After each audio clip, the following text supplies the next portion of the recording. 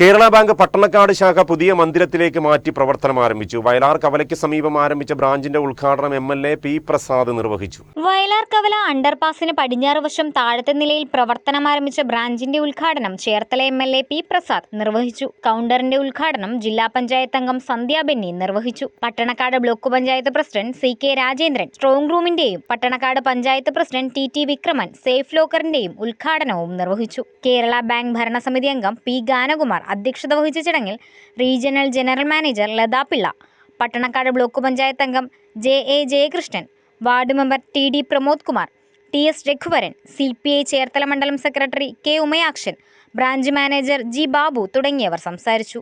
സ്വകാര്യ മേഖലയിൽ ഉണ്ടായിരുന്ന ബാങ്കുകൾ ഈ അർത്ഥത്തിൽ സഹായത്തിൻ്റെ രീതിയിലേക്ക് മാറാതിരിക്കുകയും സാധാരണ മനുഷ്യരുടെ നിക്ഷേപങ്ങൾ കൈകാര്യം ചെയ്യുന്നതിൽ കാട്ടിയ മോശപ്പെട്ട പ്രവണതകളുമാണ് ഈ നാടിൻ്റെ മണ്ണിൽ നമ്മുടെ രാജ്യത്ത് ബാങ്കുകളുടെ ദേശസാൽക്കരണത്തിലേക്ക് എത്തിയത്.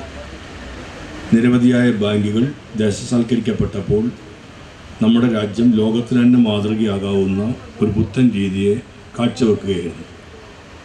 ഞാൻ ബാങ്ക് ദേശസാൽക്കരണത്തിൻ്റെ മറ്റ് വിഷയങ്ങളിലേക്കൊന്നും കടക്കുകയല്ല. ദേശസാൽക്കരണത്തിലൂടെ ഇവിടെ നേരത്തെ സൂചിപ്പിച്ചതുപോലെ ഗ്രാമീണ മേഖലയിലേക്ക് ബാങ്കുകളെത്തി നിക്ഷേപത്തിന് ഉറപ്പുണ്ടായി, ജനതയ്ക്ക് ഏറ്റവും കൂടുതൽ പ്രയോജനകരമായി അത് മാറി. അതെല്ലാം നാം കണ്ട വലിയ പ്രത്യേകതയാണ്.